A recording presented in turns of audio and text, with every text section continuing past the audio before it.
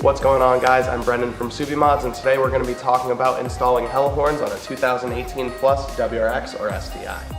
So all you're going to need today is some sort of ratchet, whether it be electric and or manual, a flathead screwdriver, a 10mm socket, a 12mm socket, a 13mm socket, and of course your hell horns.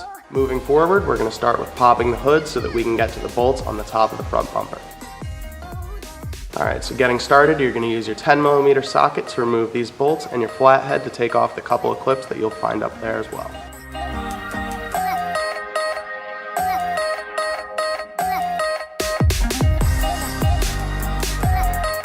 Now we're going to move on under the bumper to the 6 clips that you're going to find along the front of your car.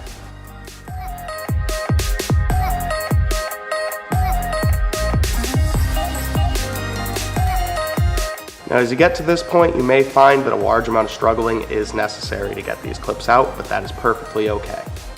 Next, you're going to find 2 clips on each side of your bumper, one on the bottom and one on the top. For these upper corner clips located on the top of the wheel well, you're going to want to push in with a flathead screwdriver rather than push out, and then remove the base of the clip with your fingernails. Now, you should be all set to take your front bumper off. Just remember that if you do have fog lights, you are going to have to unplug those on the way down. Alright guys, now that your front bumper's off, your next step is going to be to locate your OEM horn and disconnect it.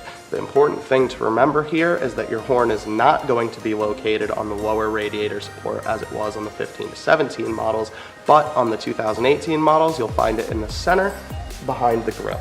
Now that you've located your stock horn, you're going to disconnect this by simply pushing the clip on the side, and you're going to reach for your 13mm socket where you're going to take off the center support bolt as well as the bolt to the OEM horn. Jumping on over to your new horns, you're going to remove the tabs from the back of your hell horns and install them onto the Subimods bracket.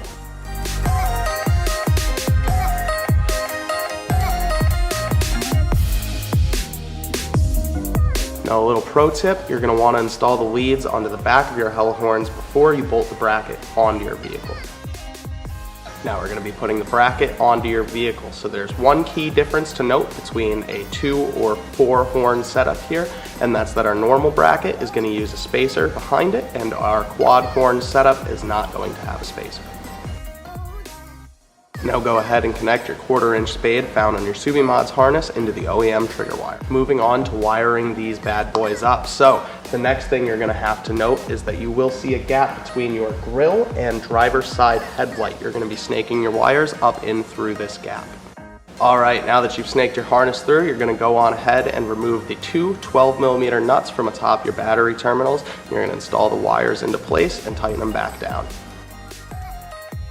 Now that we've got everything hooked up and your horns connected, let's get your front bumper back on and test these pieces out.